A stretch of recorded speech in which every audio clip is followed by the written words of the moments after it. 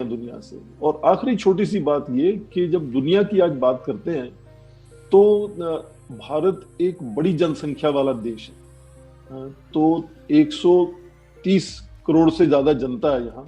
तो जब जनता आपस में जुड़ जाती है दुनिया भर में, तो बड़ा देश होने का अपना एक फायदा मिलता है। बड़ी इकोनॉमी भी है, छठी इकोनॉमी सबसे बड़ी है हमारी, तीसरी सबसे बड़ी सेना है भारत की, मिलिट्री है।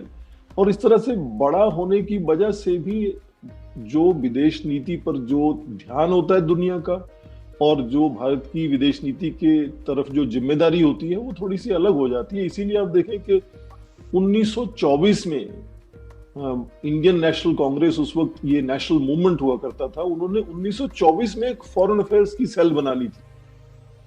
और उसी वक्त आप देखें 1928 में एक ब्रसल्स में कॉन्फ्रेंस हुई थी कॉलोनाइज्ड नेशंस की। तो जवाहरलाल नेहरू को इंडियन नेशनल कांग्रेस की तरफ से वहां भेजा गया था रिप्रेजेंट करने के लिए।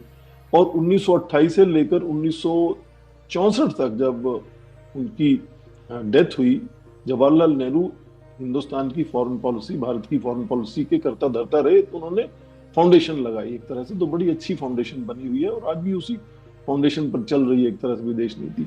तो जाहिर है कि दुनिया जैसे जुड़ेगी आपस में, खासकर लोग जैसे आपस में जुड़ेंगे, जैसे मैं और आप जुड़े हुए हैं, तो जितने बड़े बड़े देश हैं जिनकी जनसंख्या बड़ी है, उनकी विदेश नीति भी मुझे लगता है ज्यादा इफेक्टिव हो जाएगी और ज्यादा उसकी तरफ जिम्मेदारी भी नजर आएगी। अच्छा डॉक्टर साहब, ये बताएं कि ठीक है, आपने बड़े अच्छे अंदाज से एलैबोरेट करके हमें एक्सप्लेन किया। डॉक्टर साहब ये बताएं कि जो चाइना है, वो ऐसे समझा जाता है इंडिया का सबसे बड़ा इस वक्त फॉरेन पॉलिसी इशू है। तो आप इसको कैसे देखते हैं? क्या ये वाकई इंडिया का सबसे बड़ा फॉरेन पॉलिसी इशू है, या क्या आप समझते हैं कि पाकिस्तान भी उतना ही खित्ते में बड़ा फॉरेन पॉलिसी इशू है, या क्या आप समझते हैं कि जो इंडिया की जो इस वक्त जिसे कहते हैं ना लुक ईस्ट की तरफ, लुक ईस्ट पॉलिसी हम कहते हैं हमारे यहाँ तो वहां कहा जाता है, आपके यहाँ भी जारी बात है एशिया पैसिफिक से एंगेज है ना, इंडो पैसिफिक एंगेज होना और ये सारा क्वाड वगैरह। तो आप क्या देखते हैं, इंडिया का बड़ा फॉरेन पॉलिसी चैलेंज क्या है? पाकिस्तान, चाइना, या कि ये जो नई और ओरिएंटेशन हो रही है इंडियन फॉरेन पॉलिसी में, तो ये क्या, how do you see this, कैसे आप इसको रेट करेंगे और इसको कैसे हमें एक्सप्लेन करेंगे इसको? कमर देखें, पहले आप 50 या 100 साल पीछे जाएं तो फॉरेन पॉलिसी थोड़े से देशों की जिम्मेदारी नजर आती थी। जो यूरोप के देश थे वो दुनिया भर में जाकर कॉलोनाइज करते थे, तो उनकी एक तरह से दुनिया पर क्या नजरिया है, क्या उनके सोच है, वो उस पर फर्क पड़ता था। पर आज दुनिया ज्यादा से ज्यादा जुड़ती जा रही है, और उसी के चलते जो विदेश नीति का सबसे बड़ा चैलेंज आज है कमर, वो ये है कि इतनी उलझी हुई जो दुनिया है, जो आपस में इतनी जुड़ गई है अलग अलग तरह से, तो उसमें आसान नहीं है किसी को कहना कि ये देश दोस्त है, ये देश दुश्मन है, ये देश के साथ कंपटीशन है, ये देश के साथ कोऑपरेशन है। सारे देशों का आपस में मुझे लगता है एक अच्छी जो फॉरेन पॉलिसी का तरीका है, उसमें अलग अलग जो खित्ते हैं उनमें अलग अलग तरीके से सोचना होगा। तो जैसे पाकिस्तान की आपने जिक्र किया कि पाकिस्तान हिंदुस्तान की विदेश नीति, भारत की विदेश नीति का कितना बड़ा चैलेंज है। जाहिर है कि पड़ोस में ये मगरबी एशिया का सबसे बड़ा, दक्षिण एशिया का सबसे बड़ा मुल्क भारत के बाद पाकिस्तान है। न्यूक्लियर पावर है, बड़ी जनसंख्या भी है, और मिलिट्री बड़ी पावरफुल है। तो नेचुरली फॉरेन पॉलिसी के लिए एक बड़ा मुद्दा रहता है। पर उस बड़े मुद्दे को बड़ा करीब से देखना होगा कि आप देखें, अभी कई साल से फॉर्मल बातचीत नहीं हो रही भारत और पाकिस्तान की, पर उसके साथ साथ अभी अभी आपस में बड़ा अच्छा माहौल बना, तालमेल बन गया कि हिंदुस्तान भारत से जो ह्यूमैनिटेरियन एड है वो अफगानिस्तान जाएगी, और पाकिस्तान ने रास्ता खोल दिया उसके लिए। तो कई तरह की बातें लगातार बराबर बराबर चलती रहती हैं। उसमें कहीं कोऑर्डिनेशन नजर आता है, कहीं कोऑपरेशन नजर आता है, कहीं कंटेस्टेशन नजर आता है, कहीं कॉन्फ्लिक्ट नजर आता है। तो एक उसको स्पेक्ट्रम कह सकते हैं, जब मोज़ाइक कह सकते हैं कि उसमें अलग अलग रंग नजर आते हैं। चीन का भी वही हाल है। चीन के साथ भारत के देखो 2 साल से सीमा पर, बॉर्डर पर टेंशन बनी हुई है। और पिछले ही साल जो आपस में जो ट्रेड है वो 44% बढ़ गया। हालांकि उसके साथ साथ जितनी भी मोबाइल एप्लीकेशन है वो कई 200 से ज्यादा 272 के आसपास बैन करी है भारत ने चीन की एप्लीकेशंस। तो उसमें भी कुछ एरिया हैं जहां थोड़ी टेंशन है, दूसरे एरिया में कोऑपरेशन चल रही है, कहीं कोऑर्डिनेशन चल रही है। कोऑर्डिनेशन की बात करें तो ये जो रीजनल जो खित्ते की पॉलिटिक्स है पूरे हमारे, चाहे वो दक्षिण एशिया की या एशिया पैसिफिक की, उसमें कई जगह आप देखो कि चीन और भारत एक ही जुबान में बात करते हैं, एक ही तरह से सोचते हैं।